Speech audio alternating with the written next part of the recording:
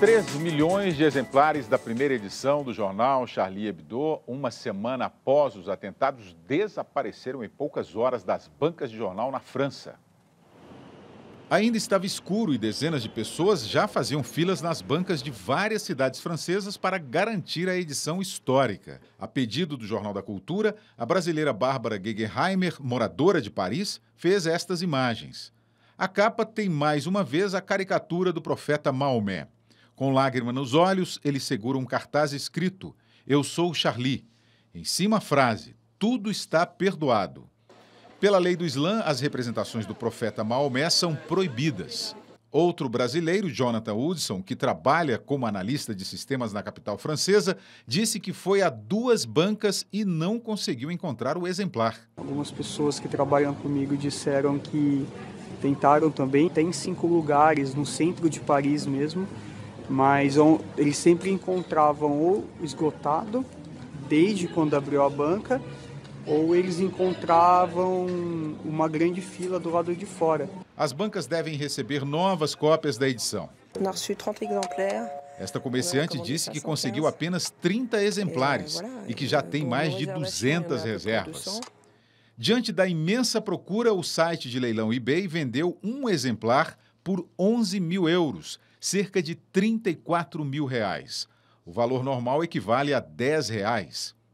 A nova edição traz homenagens aos cartunistas mortos no ataque e sátiras contra os jihadistas. Neste desenho, feito por Jean Cabou, uma das vítimas, mostra homens armados em fila diante de um balcão de emprego, enquanto a atendente pergunta: "Segurança no Carrefour?" Organizações islâmicas disseram que os novos desenhos apenas atiçam o ódio. Líderes muçulmanos na Palestina e no Iraque também condenaram a publicação. Mais de 54 pessoas foram presas hoje na França por apologia ao terrorismo. Entre os detidos está um humorista que associou o nome do jornal a Amédi Coulibaly, terrorista morto pela polícia na sexta-feira em um mercado judaico. O humorista disse: "Eu sinto que sou Charlie Coulibaly". Renato, você morou na França um bom tempo. E qual é essa relação agora? Como é que você vê essa edição e essa procura incontrolável das pessoas por uma edição que se torna histórica, né? Para mim, o Charlie tem um significado pessoal muito grande. Eu fui para a França em 72, faz então 40 anos, e uma das primeiras coisas que eu tive contato foi com o Charlie, que eu comprava toda semana. O dia de aparição, de fato, é quarta-feira, mas na terça à tarde você tinha sempre estudantes vendendo já de antemão para ganhar alguns centavos. Vendiam e eu procurava estar perto da Sorbonne ou de alguma universidade para comprar o jornal, por assim dizer, quentinho. E eram os mesmos, era o Kavanagh, que morreu este ano, era o Cabu, era o Wolinski, que morreu, o Willem, que sobreviveu. E era um jornal que tinha uma presença grande, que decaiu muito. Ele teve até um tempo fora das bancas, fora de tiragem. Depois ele perdeu a importância e, de repente, a importância dele vai para a estratosfera justamente em função desses criminosos. Quer dizer, justamente o ataque deu um destaque ao Charlie, que é um jornal...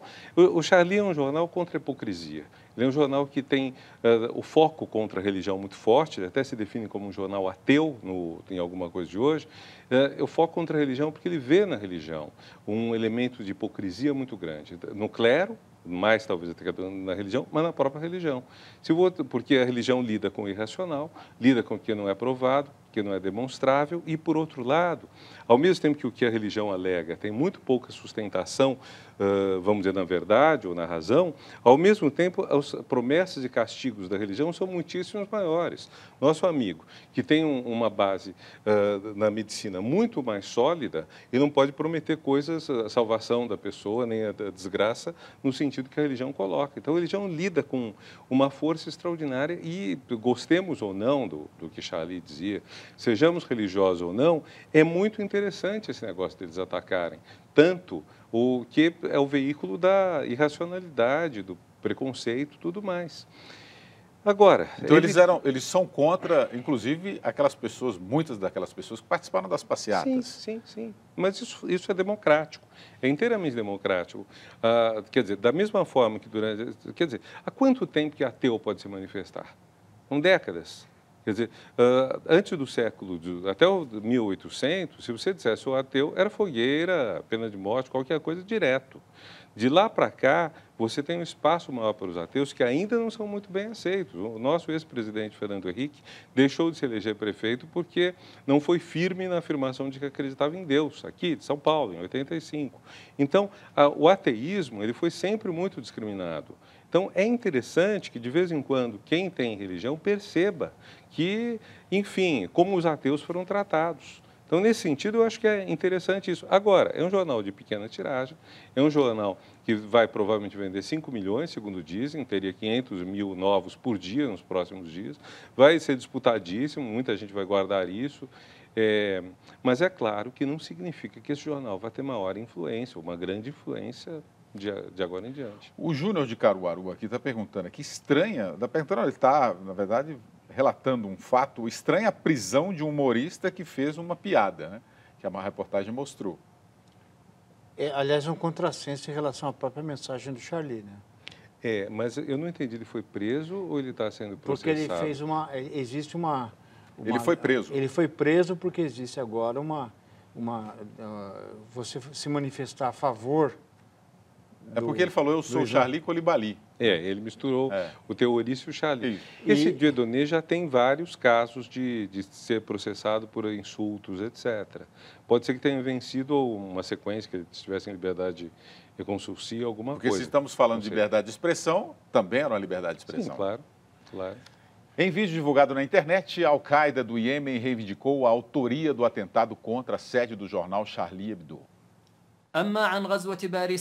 Na gravação, Nars bin Al-Anssi afirma que os irmãos Said e Sherif Kouachi foram escolhidos para realizar o atentado em vingança à publicação de charges do profeta Maomé. Al-Anssi disse ainda que a França pertence ao Partido do Diabo e alertou para novos ataques no país. Fontes do Iêmen disseram que os irmãos Kouachi viajaram para o país em 2011. E receberam treinamento para uso de armas nos desertos de Marib, um reduto da Al-Qaeda. Depois do atentado, Said e Sherif fugiram por 2 dias e foram mortos num cerco policial numa gráfica na periferia de Paris. Autoridades da França afirmaram que os irmãos agiram juntos com Amédi Coulibaly. Ele foi morto na sexta-feira após fazer 15 reféns em um mercado judaico e matar 4 deles. Nesta quarta-feira, o presidente da França, François Hollande, anunciou a ampliação da luta contra o terrorismo no Iraque. Ele disse que um porta-aviões vai apoiar o combate ao Estado Islâmico. A França foi o primeiro país a aderir à coalizão, liderada pelos Estados Unidos, em bombardeios aéreos no Iraque contra insurgentes do Estado Islâmico. Saldiva.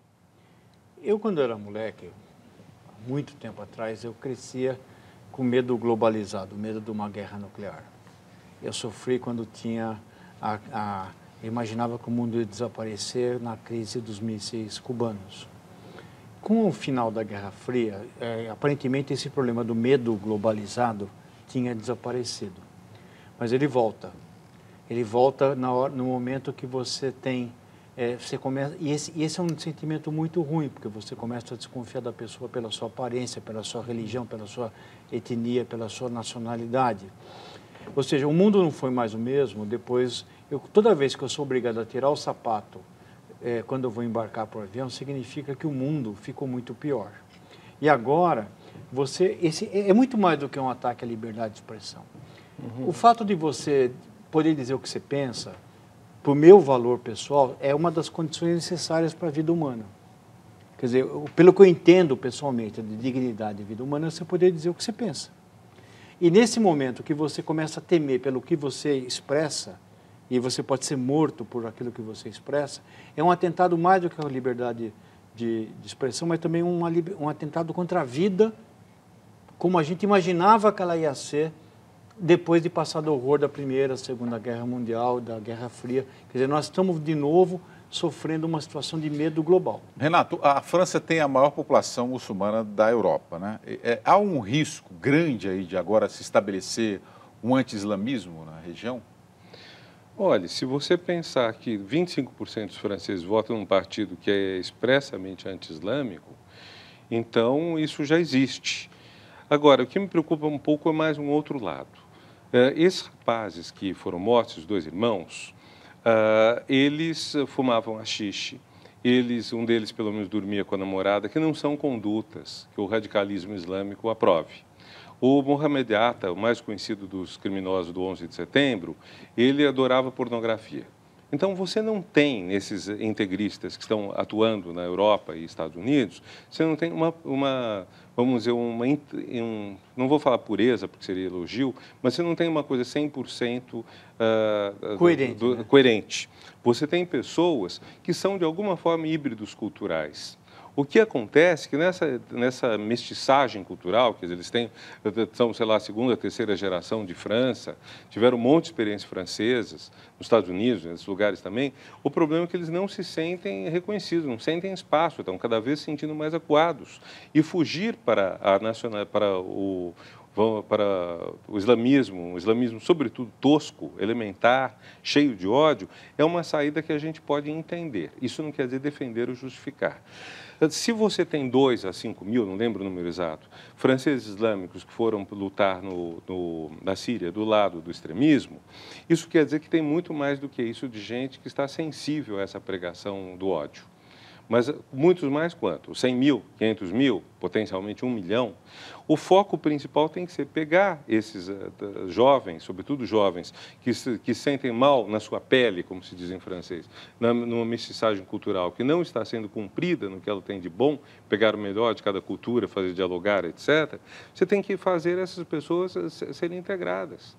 Essa é a medida absolutamente prioritária. Eu receio, vamos dizer, a leitura norte-americana do caso, seja com Bush, seja com Obama, a leitura norte-americana é: vamos mandar mais porta-aviões, vamos desenvolver um sistema de informática mais acurado, vamos matar mais gente, vamos encontrar os chefes. Isso tudo pode liquidar, vamos dizer, reduzir o peso da Al-Qaeda.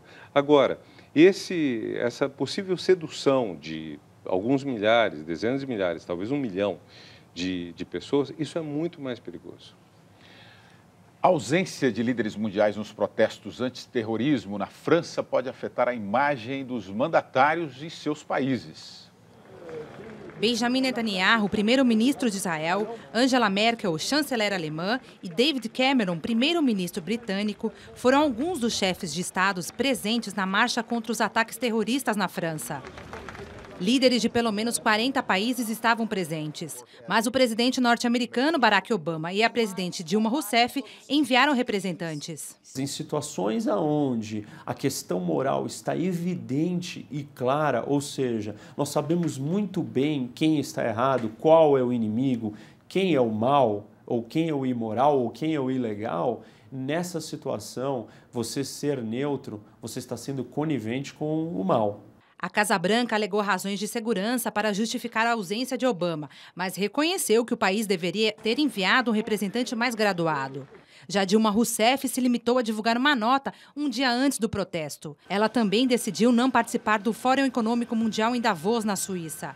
Preferiu retribuir o gesto do presidente reeleito da Bolívia, Evo Morales, irá à posse dele no próximo dia 21. Falta um pensamento estratégico do Brasil com relação à forma como ele quer se inserir na comunidade internacional. O Brasil precisa entender que ele foi chamado a participar desta nova ordem internacional e precisa contribuir para ela, precisa estar presente.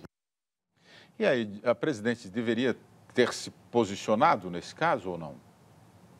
O Brasil que almeja um assento no Bom, se Conselho eu fosse de Segurança? um Dilma, eu teria aproveitado essa oportunidade de demonstrar ter uma posição clara do ponto de vista de política externa.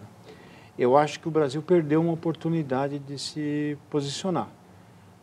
Se você não vai, você tem que dizer que você está apoiando, tem que ser claro, a ambiguidade nesse momento não é um bom momento.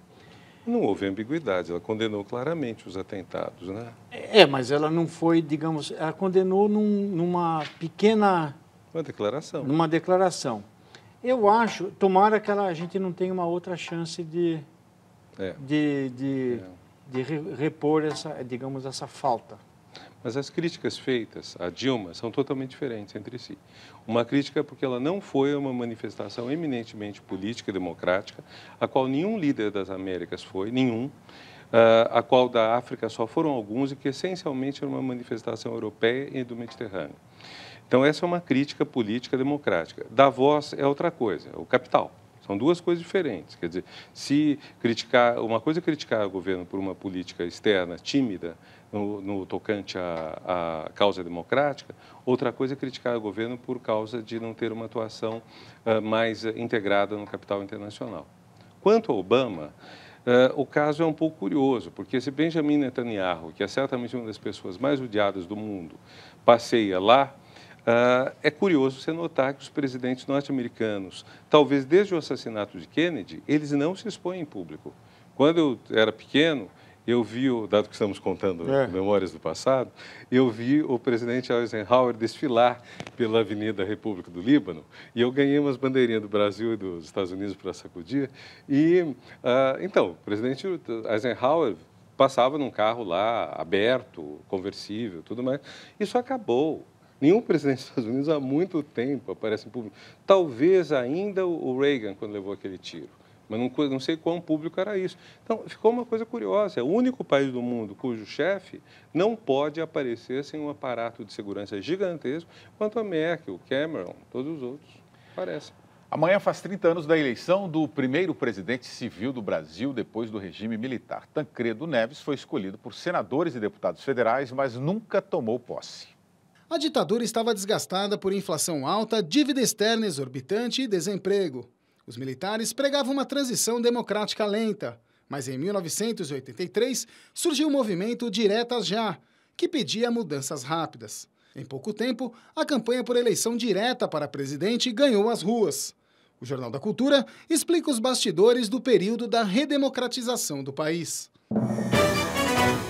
No dia 25 de abril de 1984, o Congresso Nacional se reuniu para votar a emenda que tornaria possível a eleição direta ainda naquele ano. A proposta foi rejeitada em votação secreta, mas restava ainda a eleição indireta. Foram indicados para a disputa Paulo Maluf pelo PDS e Tancredo Neves pelo PMDB. Ayrton Soares, na época líder da bancada do PT, contrariou a ordem do partido para se abster e votou em Tancredo.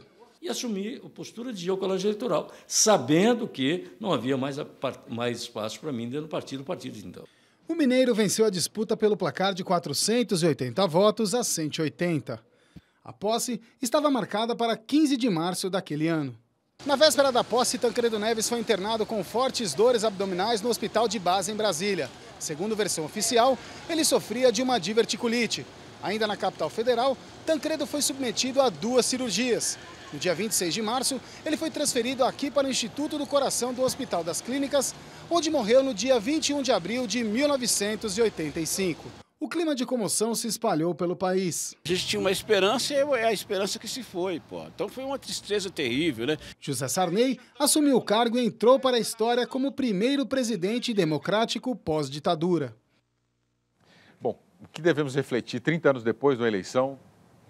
Que o Brasil se acalmou muito nesse ponto. Apesar da gente ter tido a eleição mais tensa desde a eleição de Collor contra Lula em 89, o fato que o regime civil acabou por uma história esquisita de presidente que larga o cargo e o vice entra e é deposto, estou falando de Jânio Jango, e ele volta com uma história surpreendente de um presidente que morre sem tomar posse, um vice sobe e causa uma certa calamidade. O fato, não obstante, é que tudo isso o Brasil foi capaz de equacionar. O Brasil foi capaz de construir uma nova Constituição, uma Constituição que está cada vez sendo mais aplicada, foi capaz de sobreviver a vários picos de hiperinflação, ao afastamento pela via legal de um presidente legitimamente eleito, Collor, e que agora, hoje, inclusive, estão falando em reiniciar novamente, mas o Brasil conseguiu ir adiante disto. Então, eu acho essa uma coisa até bonita. A gente não sabe como teria sido o governo do Tancredo. Tancredo sempre foi uma pessoa... Os grandes momentos de Tancredo tinham sido momentos subordinados, quando ele foi primeiro-ministro de Jango, e, sobretudo, acho que o momento mais belo da vida do Tancredo é como ministro da Justiça de Getúlio Vargas. Certamente, Tancredo era mais moderado que Vargas, mas foi um homem absolutamente corajoso, leal ao presidente, defendeu a manutenção do presidente, tanto que ele ia assinar a posse com a caneta com a qual Vargas assinou a Carta Testamento. Então, acho que isso estamos falando de outra época, mas é um homem que teve esses atos de profunda coragem dentro de toda a moderação dele.